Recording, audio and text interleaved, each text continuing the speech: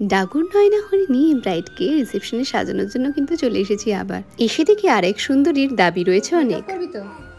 তো কি দিবি আমায়, আমি যদি তোকে মেকআপ করব? একটু মেকআপ করবে, এদিকে তাকা। তোর চকলেট দিবি আমাকে?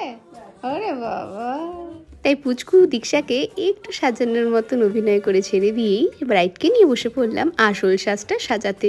তোমরা তো দেখেইছো ব্রাইডের স্কিনে অনেকটা মোল রয়েছে, সেইগুলোকে ঢাকা, কারেক্ট করা এবং সবটা মিলিয়ে পুরো লুকটা ক্রিয়েট করাটাই ছিল বেশ একটা চ্যালেঞ্জিং। দেখো তো কেমন হয়েছে মেকআপ।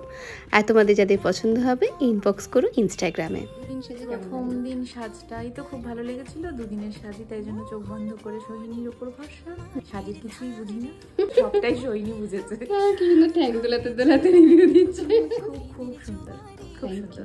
দেখা হচ্ছে নেক্সট ভিডিওতে। এখন পালাই বাড়ি। তাহলে চলো